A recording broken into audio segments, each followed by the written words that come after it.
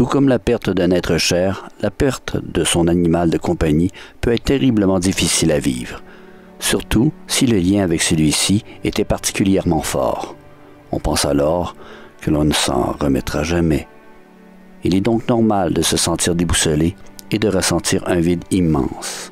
Il est nécessaire de se réacclimater à la vie quotidienne sans son compagnon à quatre pattes et de prendre du temps pour soi.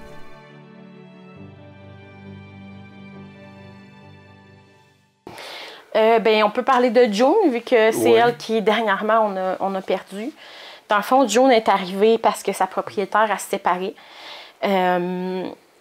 Puis, dans le fond, c'est son conjoint, son ex-conjoint qui gardait la ferme, puis elle n'avait pas d'endroit autre pour les apporter. June était supposée partir avec le cheval avec qui elle avait toujours été. À cet endroit-là, mais June, elle avait une particularité, elle avait vraiment une phobie des remorques. Fait que quand la dame est venue chercher les juments, June, elle a extrêmement mal réagi au niveau de la remorque. Puis la dame était quand même un peu, elle ne connaissait pas ça tant que ça. Donc, quand elle a vu la jument réagir comme ça, elle a dit « Moi, je la prends pas ». Elle a pris l'autre jument, puis elle est partie. Puis elle a laissé June là toute seule. Donc, on m'a contacté parce que la personne ne savait plus quoi faire. Elle était même prête à l'euthanasie. Elle était comme « Moi, je ne sais pas quoi faire avec ce cheval-là ».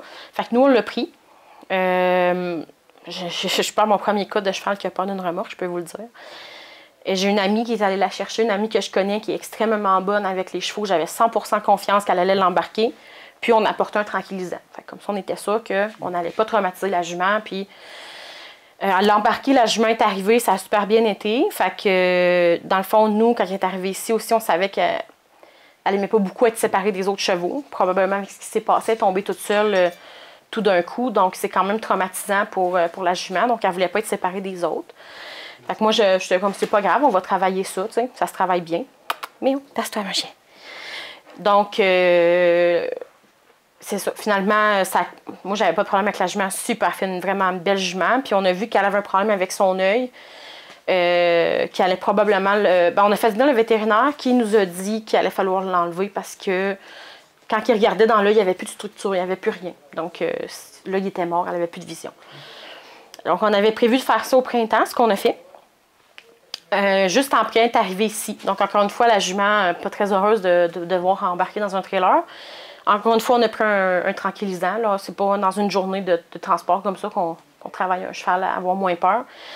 Je peux comprendre pourquoi la dame ne l'avait pas pris à la base. June, c'est une jument extrêmement douce, extrêmement calme, mais devant un trailer, elle était dangereuse. Elle se levait debout, elle boxait avec ses pattes. Boxer, ça veut dire que quand elle se lève debout, elle donne des coups de patte. Donc, si t'es là, elle va te frapper, t'sais. Donc, la jument vraiment sur la défensive. Puis ça, c'est vraiment pas le signe d'un cheval qui est mauvais ou qui est malfaisant. C'est un cheval qui a extrêmement peur de la remorque. C'est quelque chose qui est quand même difficile pour un cheval, vu que c'est tout petit, c'est confiné. Le cheval, c'est un animal c'est une proie.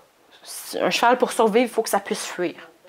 Donc là, elle rentre là-dedans, elle est attachée, elle est emprisonnée, elle ne voit plus dehors, elle ne peut plus se fuir.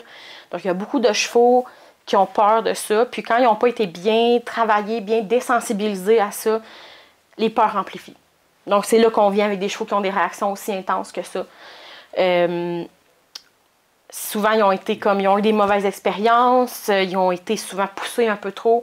Donc, c'est à chaque fois qu'on amène un cheval au niveau de la remorque, au lieu de laisser le temps, de dire c'est beau, c'est correct, tu as le droit d'avoir peur, ça va bien, on pousse, on frappe. Ben là, le cheval, il dit, moi, à chaque fois que je vais là, c'est pas plaisant. Fait que j'aime encore moins ça. Fait que moi, je l'ai pas pris personnel. La jument, le peur, c'est correct, il n'y a pas de problème. On va donner un tranquillisant, on va l'amener, puis éventuellement, on va la travailler en douceur, puis ça va bien se passer. J'en ai déjà réhabilité des chevaux avec les remorques plus qu'une fois même. C'est toujours la même histoire. Beaucoup de patience, beaucoup de positif, montrer que c'est pas dangereux.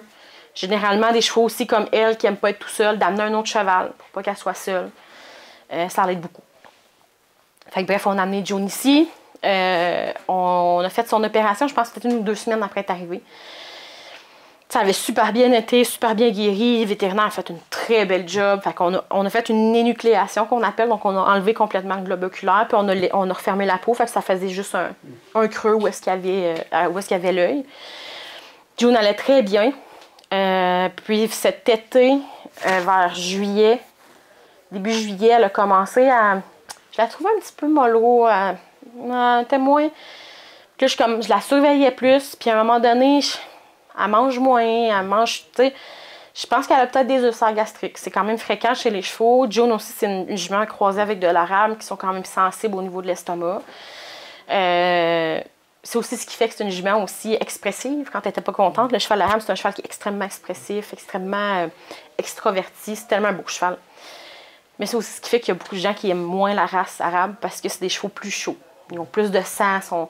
Moi, je les adore parce qu'ils ont une belle intelligence, ils ont une belle expressivité. Moi, j'adore les chevaux qui sont expressifs.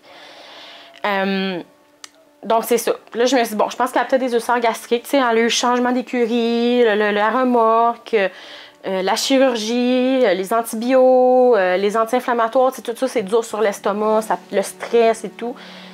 Probablement qu'elle a ça. Donc, j'appelle mon vétérinaire qui me dit, oui, pas de problème, on te fait envoyer une bouteille d'oméprazole, qui est un médicament pour les ulcères gastriques. Mais le médicament part directement de la pharmacie, donc ça prend 1 semaine et demie à peu près là, avant qu'on le reçoive. Puis entre-temps, June avait vraiment beaucoup dégradé. Elle mangeait, elle ne voulait plus rien manger, peu importe ce qu'on lui donnait. J'ai tout essayé pour la faire manger, elle ne voulait rien savoir. Elle ne buvait pas beaucoup. Donc, elle dépérissait. J'avais vraiment hâte que le médicament arrive. Puis la journée où on a eu à l'euthanasie, le médicament venait d'arriver. On venait juste d'avoir le médicament.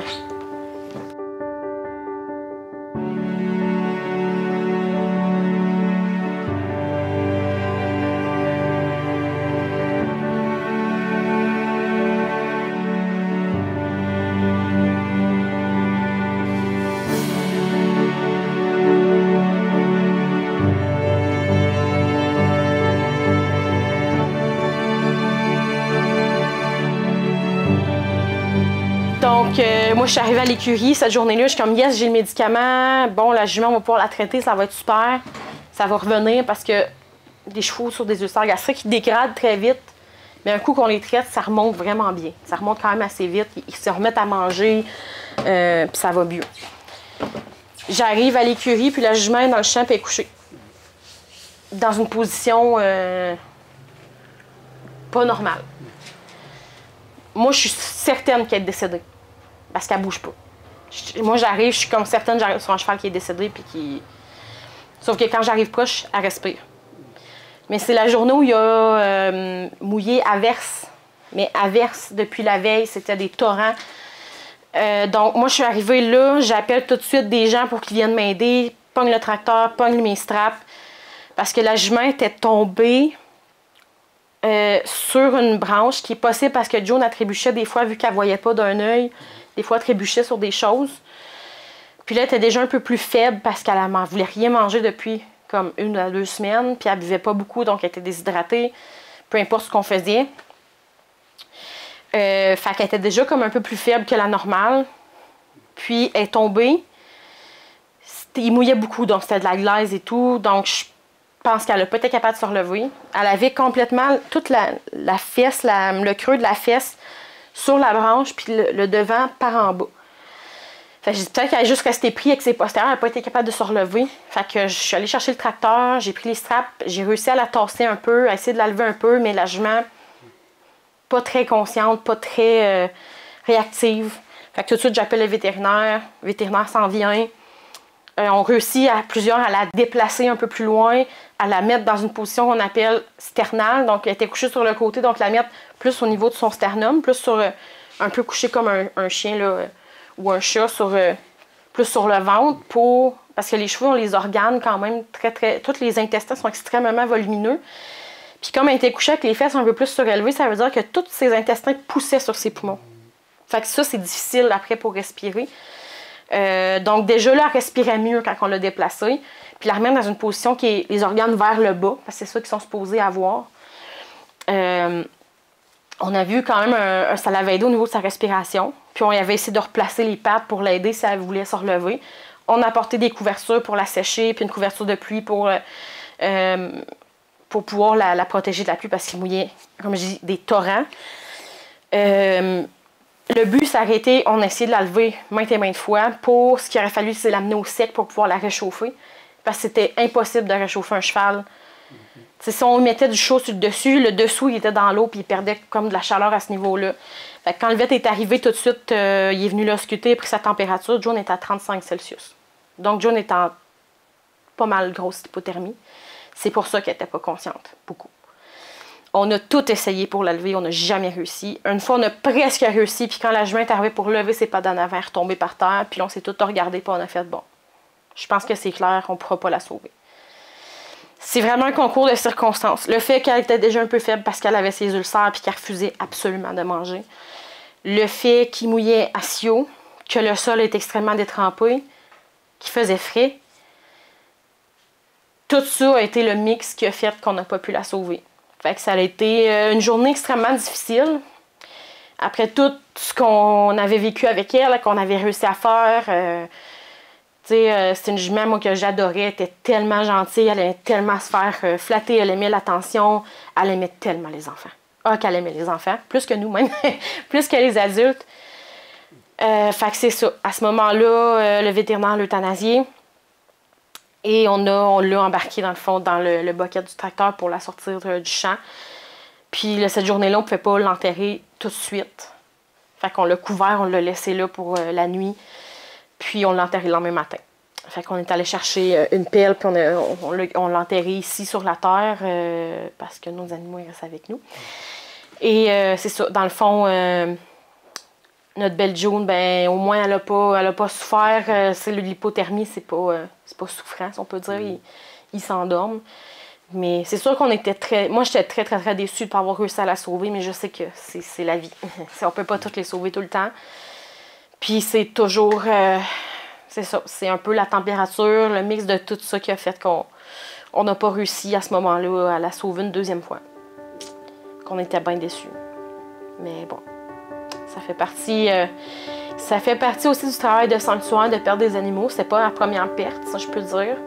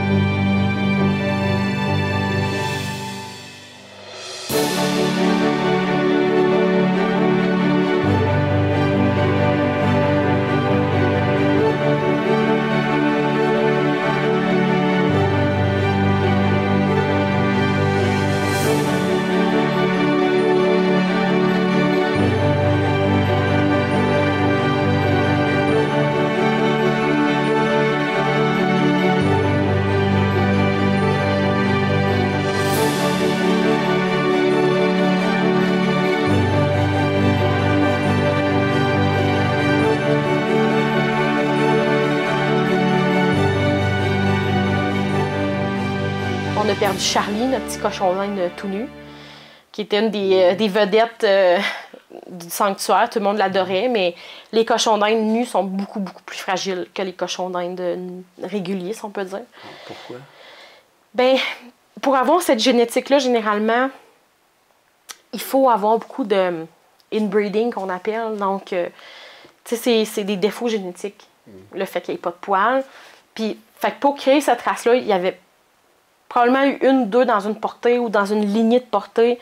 Puis on les a comme reproduits ensemble, ce qui fait que des fois on reproduit des frères et sœurs ensemble ou un père et une mère ou des choses comme ça. Fait que ça crée des problématiques à long terme parce que s'il y a certaines affaires latentes dans la génétique, plus on croise des sujets qui sont proches ensemble, plus on a de chances que ces problèmes-là ressortent. Fait que c'est un peu comme les races comme les bulldogs puis tout ça. Aujourd'hui, les bulldogs, les pugs, c'est pas des races de chiens qui sont en santé à cause de ça. Puis on va toujours essayer de pousser la génétique plus loin. Toujours, on est comme ça, nous les êtres humains. Fait que ce qui fait que plus qu'on pousse la génétique à son extrême, plus qu'on crée des problèmes. Donc, tu sais, comme les pugs puis les bulldogs, souvent, il faut qu'ils se fassent opérer pour enlever le voile du palais qui est trop long, puis ouvrir le nez parce qu'ils sont pas capables de respirer. Je sais que c'est beau, mais à quel prix pour l'animal? Fait que c'est ça. T'sais, les cochons d'Inde skinny, c'est super mignon, c'est adorable, mais c'est quand même un défaut génétique. Donc, c'est plus fragile, puis ils peuvent faire plus facilement de l'hypothermie, ils n'ont pas de poils. Le poil, en général, sur un animal, il est là pour protéger la peau. Fait que toutes ces choses-là, cette protection-là, ils l'ont pas. Ça protège des bactéries, ça protège des blessures. T'sais, mes 2 skinny, eux autres, s'ils se battaient avec un autre cochon d'Inde, c'était tout de suite des lacérations, tandis que les autres cochons d'Inde avaient juste des scratchs. Charlie avait une fois une très grosse lacération, là, c'était comme long comme ça. Par chance, ça l'avait très bien guéri à ce moment-là. Mais il était fragile au froid, il était plus sensible. Il avait facilement tendance à faire des problèmes gastriques, un peu des stases qu'on appelle. Donc, le mouvement des intestins ralentissent à un moment où il ne bouge plus. Fait que si nous, on n'agit pas, l'animal, il meurt assez rapidement. J'avais déjà sauvé Charlie d'une stase, justement, qui avait viré en hypothermie parce que quand il ne mange pas, souvent, il tombe un peu amorphe puis il refroidisse vraiment rapidement. Donc, je l'avais déjà sauvé une fois, puis la deuxième fois, on n'a pas pu le sauver non plus. Fait que, on avait aussi Severus, qui avait notre autre cochon d'Inde, lui, que lui a fait une infection. Puis ça avait été vraiment rapide, là, que ça avait dégradé. Fait que, tu sais, c'est ça. On a aussi notre beau petit James, justement, nos chouchous aussi. Un petit lapin vraiment adorable qui aimait beaucoup, beaucoup se faire prendre. Puis, il était super câlin. Tous les clients l'adoraient parce qu'il était minuscule. Puis, il avait une crinière de lion, il était vraiment mignon. Puis lui, ben, dans le fond, quand on est allé pour faire les chirurgies, pour les faire stériliser, il a fait un arrêt cardiaque au niveau du réveil. Ça arrive. Les lapins sont sensibles à ça. Même si on avait fait un électrocardiogramme et qu'il n'y avait absolument aucune anomalie au niveau de son cœur, il ne s'est pas réveillé. C'est des choses qui arrivent. Les chiens, les chats, c'est quand même rare, mais les lapins, c'est quand même... C'est pas fréquent. Mais c'est pas rare non plus. Les lapins sont quand même vraiment fragiles au niveau du cœur. Puis l'équipe vétérinaire avait vraiment tout tenté pour les sauver. Nous, on est allés à Waterloo. Fait qu'on a fait la route avec 10 lapins. Ben, j'ai fait la route avec 10 lapins dans le derrière de l'auto, plus mes 2 chiens à ce moment-là, pour me rendre à Waterloo, pour faire stériliser les 10 lapins, dormi dans mon auto, puis je suis revenue le lendemain. Mais c'est ça. Fait que toutes les autres, il n'y avait eu aucun problème, mais on avait perdu James à ce moment-là. Puis c'est sûr que ça, c'est difficile à prendre parce qu'on s'y attend pas. Les accidents, c'est toujours plus difficile. Ça me fait toujours beaucoup de peine, mais ça fait partie du jeu, si on peut dire. Fait que c'est nos histoires un peu plus tristes.